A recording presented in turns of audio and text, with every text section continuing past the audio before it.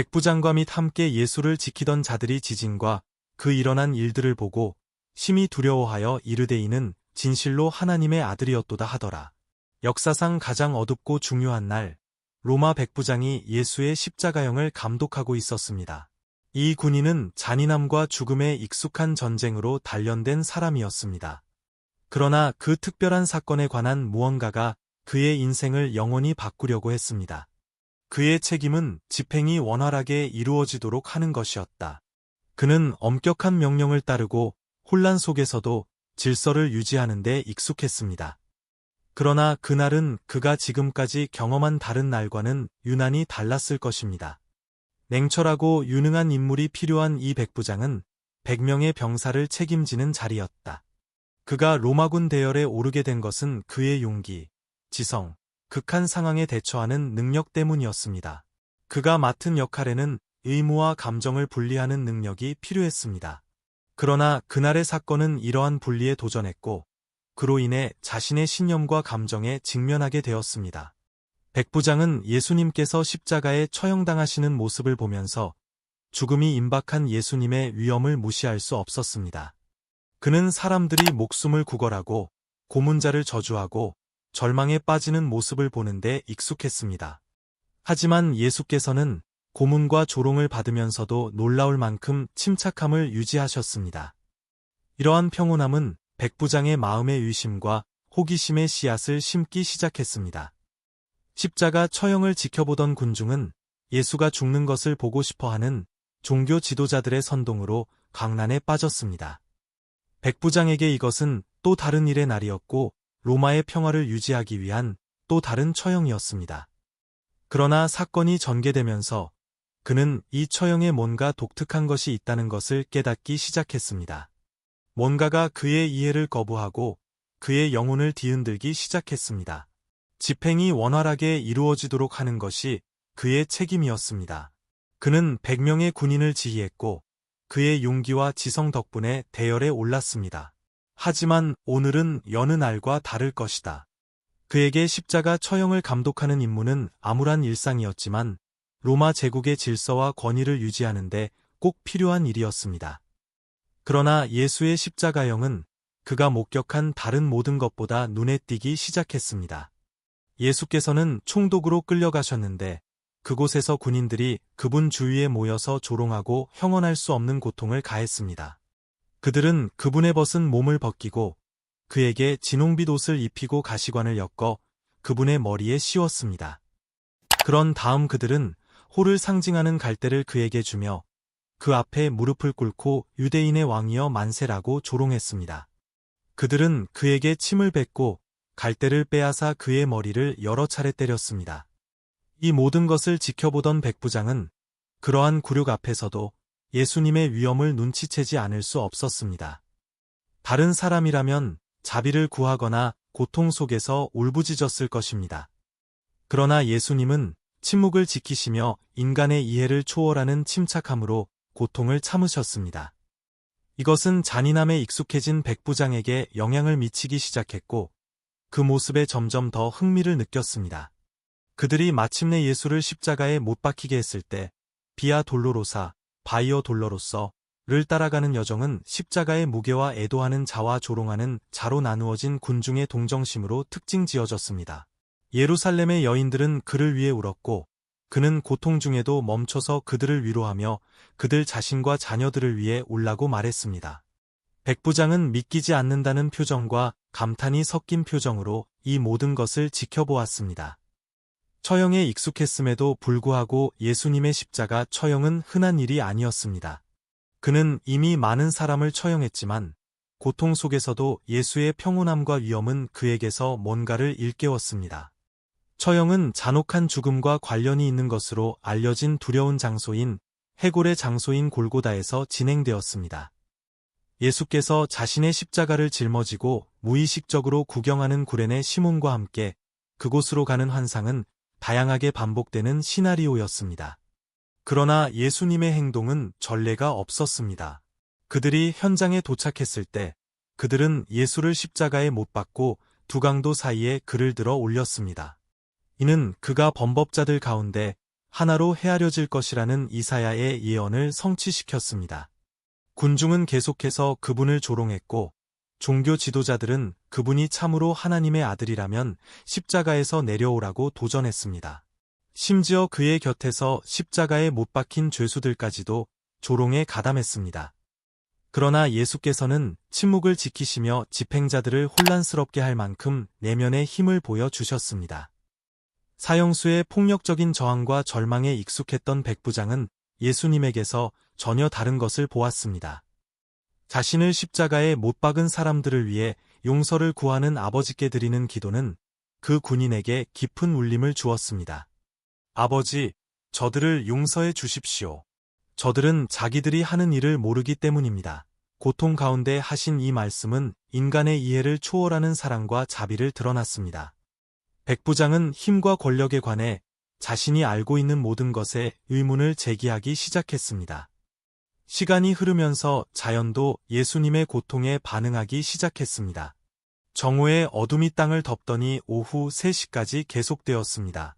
이 초자연적 현상은 참석한 사람들 사이에 두려움과 경외심을 고조시켰습니다. 창조물이 그토록 극적으로 반응하는 것을 본 백부장은 훨씬 더 큰 일이 일어나고 있음을 인식하지 않을 수 없었습니다. 예수님은 조롱과 매질을 당하면서도 침착함을 유지하셨습니다. 백부장은 이전 처형과는 대조적으로 예수님의 위엄과 침묵의 깊은 인상을 받았습니다.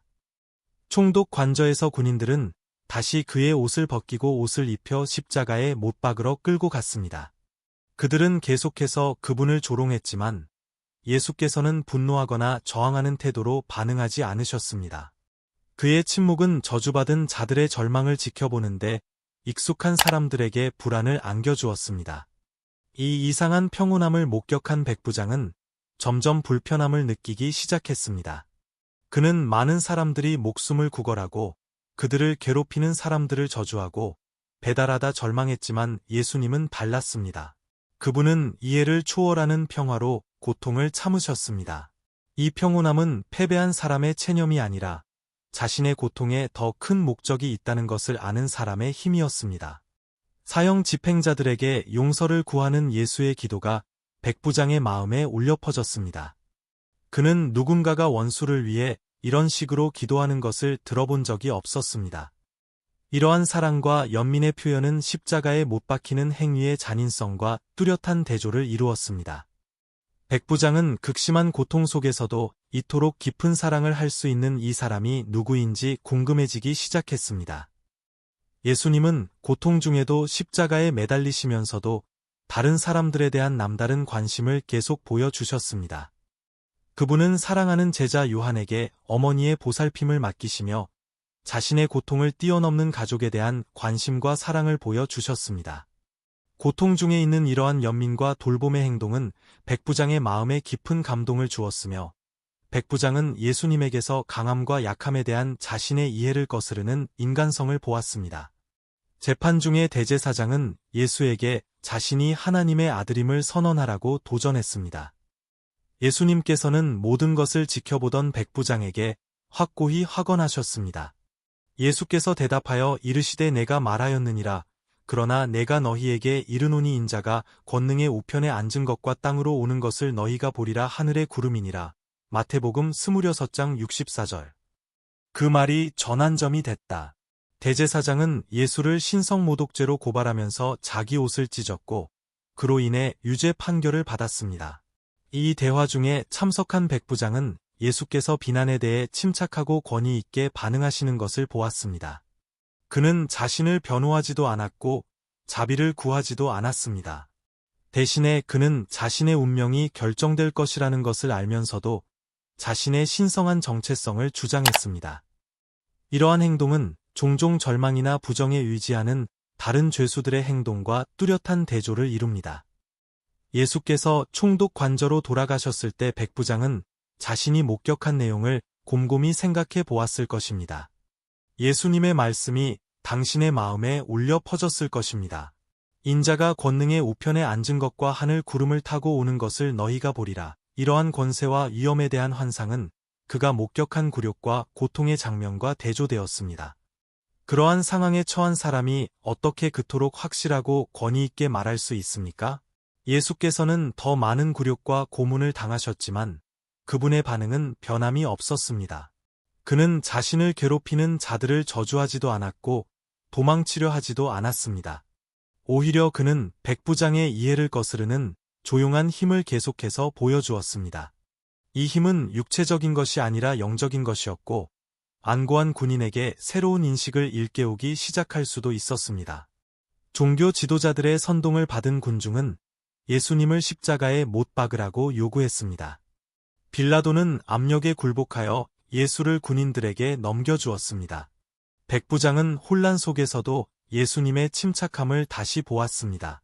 빌라도가 손을 씻을 때 군중의 요침이 십자가에 못 박으시오, 십자가에 못 박으소서라고 외쳤는데 이는 무죄한 사람을 정죄한 죄에서 자신을 면하려는 그의 시도를 상징합니다. 마태복음 27장 24절. 백부장은 폭도들의 폭력과 피해의 욕망에 익숙했습니다.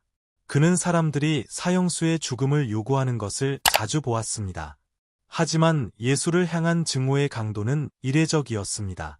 그는 종교 지도자들이 이 배후에 있고 예수의 처형을 보장하기 위해 군중을 조종하고 있다는 것을 알고 있었습니다.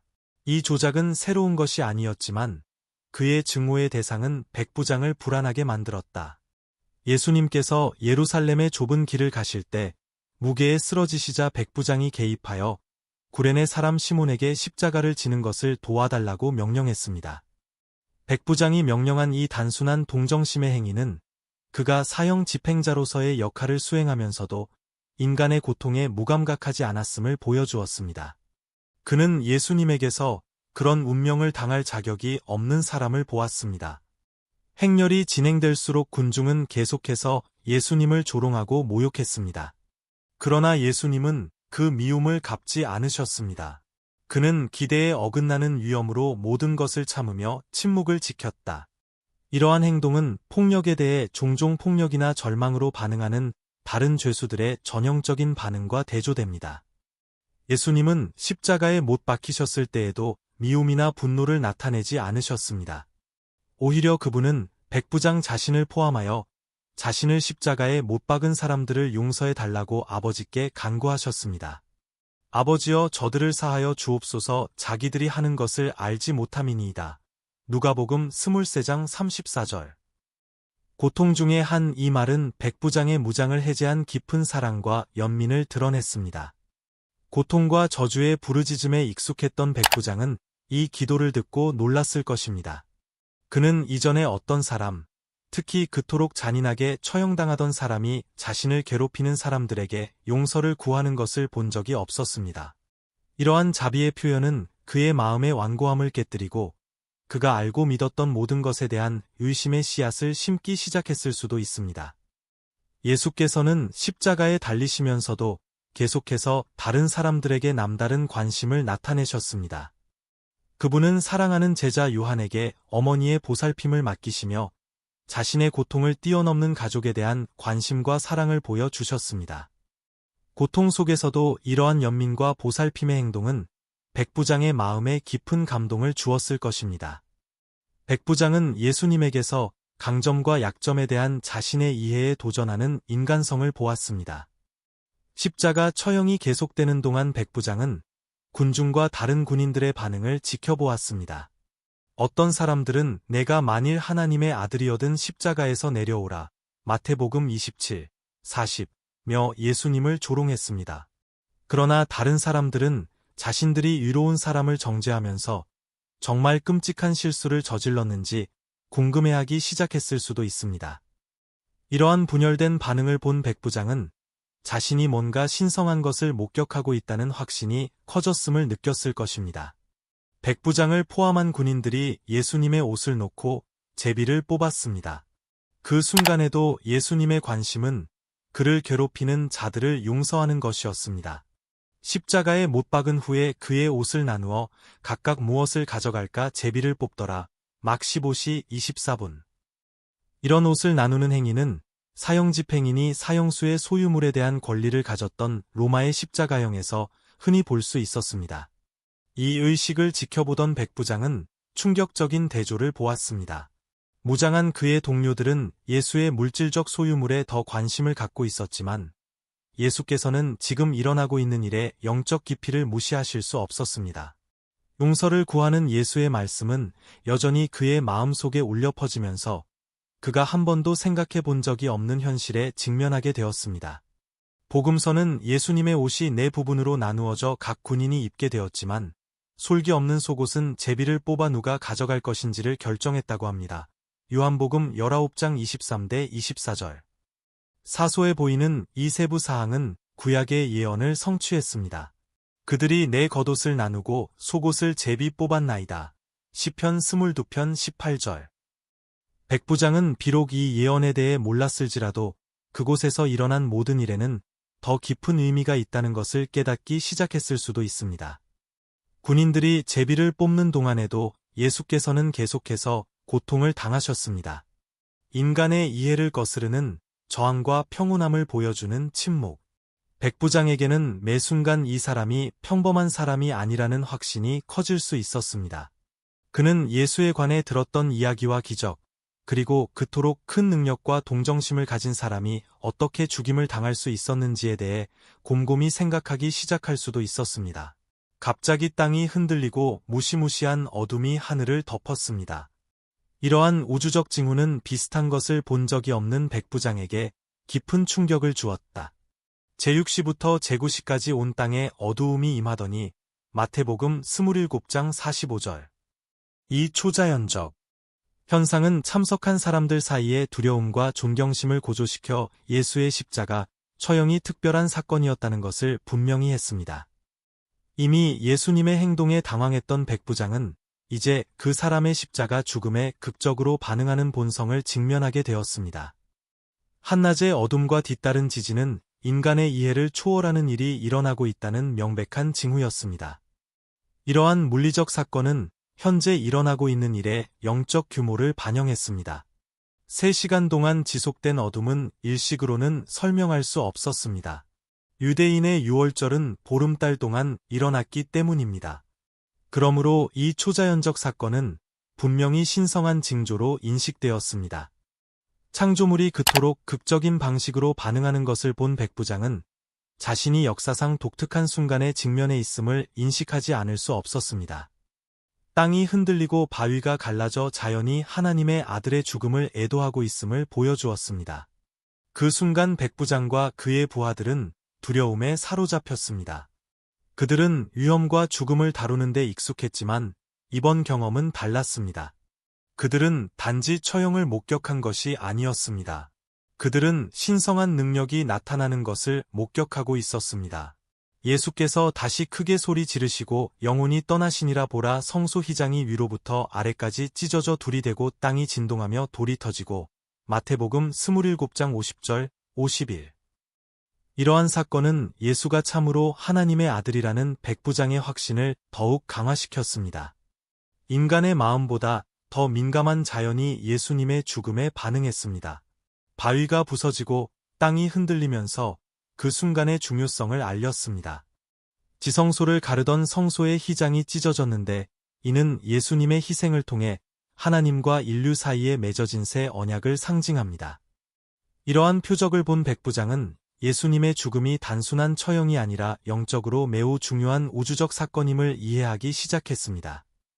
어둠과 지진은 창조주의 죽음에 대한 피조물의 슬픔이 물리적으로 표현된 것이었습니다. 유명한 설교자인 스펄전은 이렇게 말했습니다. 그분은 바위를 위해 죽지 않으셨습니다. 그러나 바위는 그분이 위하여 피를 흘리신 사람들의 마음보다 더 부드러웠습니다. 이 모든 사건에 직면하여 백부장은 이는 진실로 하나님의 아들이었도다. 마태복음 27장 54절 라고 선언했습니다. 이 고백은 예수님의 무죄함과 신성에 대한 강력하고 진실한 인식이었습니다. 전쟁과 죽음의 참혹함에 익숙한 백부장은 그날 보고 들은 것에 깊은 감동을 받았습니다. 그의 말은 예수의 죽음이 그에게 미친 영향에 대한 간증이었습니다. 백부장의 확신은 어둠과 지진이라는 외부적 징조에서만 나온 것이 아니었습니다. 그것은 또한 그가 고문과 십자가, 처형 과정 전반에 걸쳐 예수님의 행동을 주의 깊게 관찰한 결과이기도 했습니다. 그는 고통 속에서도 예수님의 위엄과 연민과 사랑을 보았습니다. 이것은 그가 다른 처형에서 보아왔던 잔인함과는 극명한 대조를 이루었습니다. 백부장의 선포는 용기와 믿음의 행동이었습니다. 그는 예수에게 사형을 선고한 군인들과 종교 지도자들에게 둘러싸여 있었지만 여전히 예수의 신성을 믿는다고 선언했습니다. 이 고백은 백부장의 삶의 이정표가 되었고 예수님이 누구신지에 대한 진리를 인식하게 하는 변화의 순간이었습니다. 이 말은 참석한 사람들에 대한 간증이기도 했습니다. 전투로 단련된 로마 군인의 고백은 예수의 신성에 대한 신뢰성을 더해 주었습니다. 예수의 죽음은 즉각적인 영향을 미치기 시작했으며 그분의 처형을 감독하기 위해 그곳에 있던 사람의 마음에 감동을 주었습니다. 백부장은 하루를 행자로 시작하여 신자로 끝냈습니다. 시간이 지남에 따라 백부장은 사건에 대해 곰곰이 생각하게 되었을 것입니다. 그는 예수께서 하신 말씀의 의미와 자신이 목격한 사건이 어떤 영향을 미쳤는지 생각해 볼 수도 있었습니다. 그를 괴롭히는 자들에 대한 용서를 구하는 예수의 기도, 초자연적인 표징, 죽음 앞에서의 예수의 평온함은 그의 마음속에 계속해서 울려 퍼졌을 수도 있습니다. 그날의 모든 순간은 그가 뭔가 특별한 것을 목격했다는 확신을 강화시켰을 것입니다. 백부장의 마음은 질문으로 가득 차 있을 수도 있었습니다. 그가 십자가에 못 박는데 도움을 준 이 사람은 누구였습니까? 어떻게 그런 위엄을 가지고 그러한 고통과 굴욕을 견딜 수 있겠습니까? 왜 자연은 그의 죽음에 그토록 극적으로 반응했는가? 이러한 질문은 당신의 생각을 사로잡아 답을 찾게 만들 수도 있습니다. 인자가 권능의 우편에 앉은 것과 하늘 구름을 타고 오는 것을 볼 것이라고 대제사장에게 하신 예수의 말씀이 백부장의 마음에 울려 퍼질 수 있었습니다. 그는 십자가 처형이 끝이 아니라 훨씬 더 큰 일의 시작이라는 것을 깨닫기 시작할 수도 있었습니다. 죽음에 익숙했던 백부장은 예수님을 통한 영생의 약속을 엿볼 수도 있었습니다. 백부장은 반성하면서 자신이 맡은 책임에 대해서도 생각해 볼 수 있었습니다. 그는 한 위로운 사람의 처형을 감독했는데 이제 그는 그 사람이 하나님의 아들이라고 믿었습니다. 이러한 책임감의 무게는 자신과 주변 세계에 대한 관점을 변화시키기 시작했을 수 있습니다. 그는 더 이상 단순한 로마 군인이 아니었습니다. 이제 그는 신성한 진리의 감동을 받은 사람이 되었습니다. 백부장 내부의 무언가가 변하기 시작했을 수도 있습니다. 전쟁과 죽음으로 굳어진 군인이었던 그는 예수님의 사랑과 용서의 메시지에 마음이 감동되는 것을 느꼈을 것입니다. 그의 생애 전반에 걸쳐 목격하고 참여했지만 이제는 예수님이 십자가에서 보여주신 연민과 자비 앞에서 그것은 공허하고 무의미해 보였습니다. 백부장은 자신 안에서 새로운 영적 깨달음이 깨어나는 것을 느끼기 시작할 수도 있었습니다. 그는 많은 사람들이 죽는 것을 보았지만 예수님의 죽음은 달랐습니다. 예수님께서 처형당하시는 방식에는 무시할 수 없는 거룩함과 평화가 있었습니다. 이 경험은 그의 마음의 완고함을 깨뜨리고 그의 믿음과 가치관을 재고하게 만들 수도 있었습니다. 백부장의 내면적 변화는 즉각적이지 않고 점진적이었습니다. 그는 그날 있었던 일들을 회상하면서 진리를 찾아야 할 필요성이 점점 더 커지는 것을 느끼기 시작했을 것입니다. 그는 삶과 죽음의 의미, 자신의 존재 목적에 대해 궁금해하기 시작했을 수도 있습니다. 이 영적 탐구는 그를 발견과 자기 지식의 여정으로 데려갈 수도 있었습니다. 한때 능률적이고 냉철하기로 유명했던 백부장은 이제 동정심과 겸손의 모습을 보이기 시작할 수도 있었습니다. 그는 자신의 삶에 미치는 예수의 영향력을 반영하여 부하 직원과 죄수들을 좀 더 인도적으로 대할 수도 있었습니다. 백부장의 내면적 변화는 마음과 생각을 변화시키고 사랑과 정의에 대한 새로운 이해를 이끌어내는 십자가의 능력에 대한 간증이었을 수 있습니다. 그날의 영향은 백부장에게만 국한되지 않았습니다. 다른 군인들과 관중들 역시 그들이 보고 들은 것에 깊은 영향을 받았습니다. 예수의 십자가형은 참석한 모든 사람에게 지울 수 없는 흔적을 남겼고 많은 사람들이 자신의 믿음의 의문을 제기하고 진리를 찾게 되었습니다. 예수님의 죽음은 믿음의 씨앗을 뿌리기 시작했습니다. 발화된 그 후 몇 주, 몇 달 동안 그 자리에는 예수와 함께 갈릴리에서 온 여자들도 있었는데 그 중에는 막달라 마리아와 야고보와 요셉의 어머니 마리아와 세베대의 아들들의 어머니도 있었습니다. 그들은 멀리서 모든 것을 지켜보고 있었지만 예수님을 향한 그들의 사랑과 헌신은 부인할 수 없었습니다. 이 여인들은 예수님의 부활을 가장 먼저 목격한 사람들이 될 것이며 그들의 간증은 복음을 전파하는 데 결정적인 역할을 할 것입니다. 십자가형은 비밀리에 예수님을 믿었던 사내들인 의원이었던 아리마대 요셉과 니고데모에게도 큰 영향을 미쳤습니다. 그들은 빌라도에게 예수의 시신을 요구하고 품위 있게 장사하기 위해 자신들의 지위는 물론 목숨까지 걸었습니다. 이러한 용기와 믿음의 행동은 예수의 죽음이 심지어 종교 지도자들 사이에서도 마음을 변화시키기 시작했음을 보여주었습니다.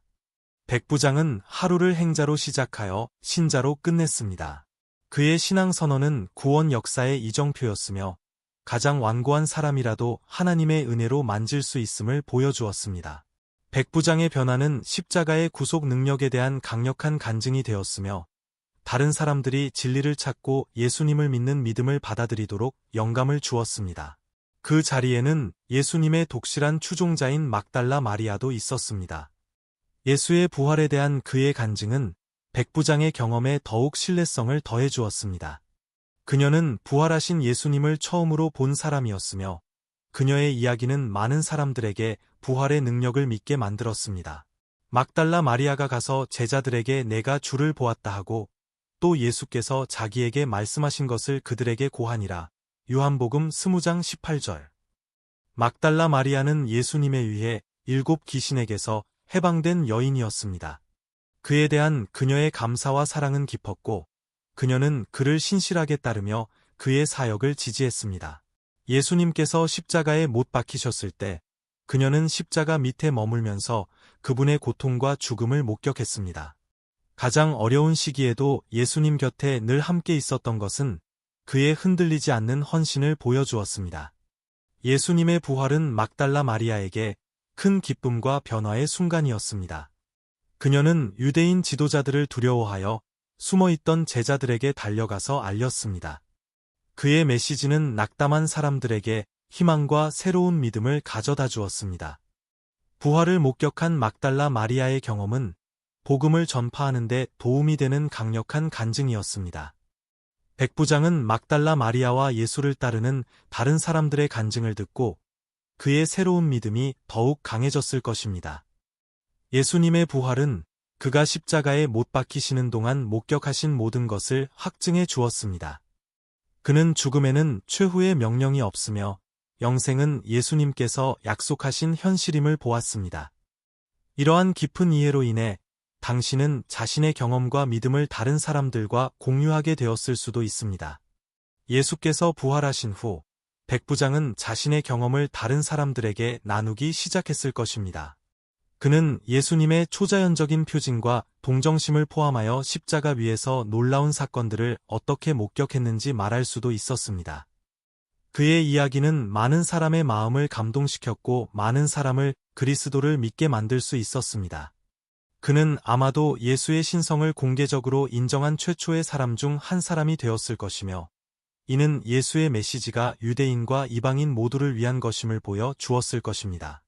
예수님의 십자가형과 부활은 심오하고 지속적인 영향을 미쳤습니다.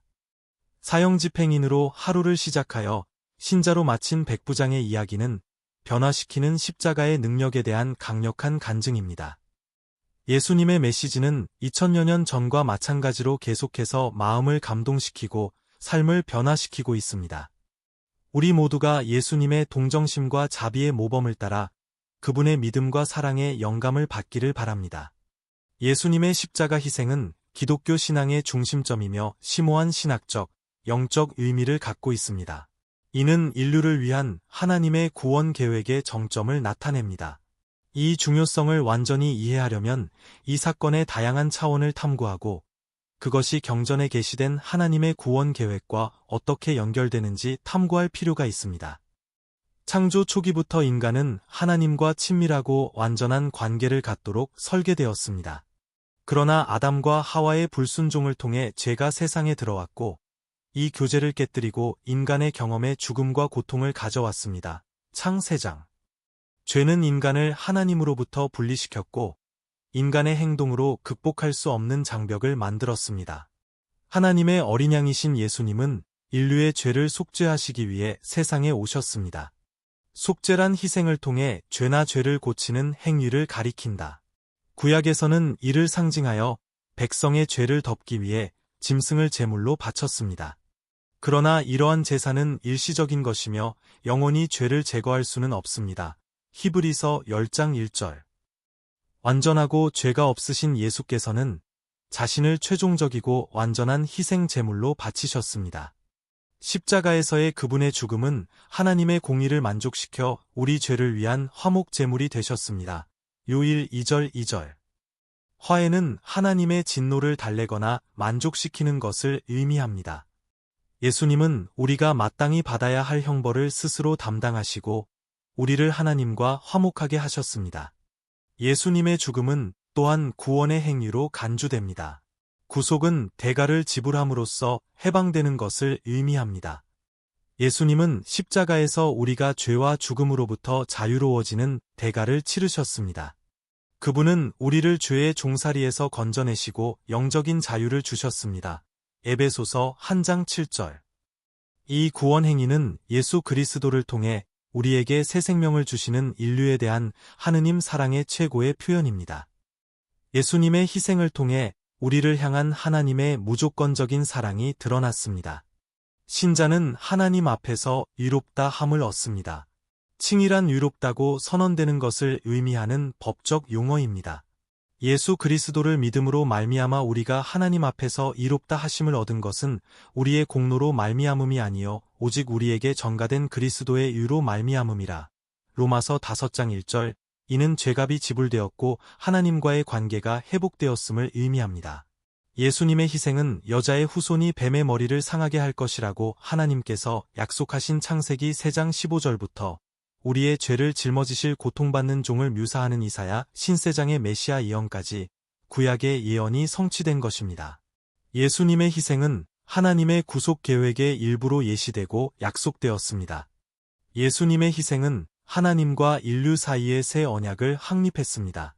모세의 율법에 대한 순종과 끊임없는 희생에 기초한 옛 언약과 달리 새 언약은 예수 그리스도를 믿는 은혜와 믿음의 기초를 두고 있습니다. 최후의 만찬에서 예수님은 자신의 피가 죄 사함을 위해 흘리는 새 언약의 피라고 선언하셨습니다. 마태복음 26장 28절. 예수의 희생은 또한 화해를 가져왔습니다. 예수님은 죽으심으로 우리를 하나님과 화목하게 하시고 우리를 그분에게서 갈라놓은 죄의 장벽을 제거하셨습니다. 이것은 고린도후서 5장 18절에 설명되어 있는데 바울은 하나님께서 그리스도 안에 계셔서 세상을 자기와 화목하게 하시며 사람의 죄과를 따지지 아니하신다고 썼습니다. 화해는 이제 우리가 하나님과 평화를 누리고 그분과의 관계가 회복될 수 있음을 의미합니다. 예수님의 희생을 통해 신자들은 영생을 약속받았습니다. 예수님은 요한복음 3장 16절에서 하나님이 세상을 이처럼 사랑하사 독생자를 주셨으니 이는 그를 믿는 자마다 멸망치 않고 영생을 얻게 하려 하심이니라 하셨습니다. 예수님의 죽음과 부활은 죽음이 끝이 아니라 영원히 하나님과 함께하는 새로운 삶의 시작임을 보장합니다. 예수님의 십자가 희생은 인류를 향한 하나님의 최고의 사랑과 은혜의 행위입니다.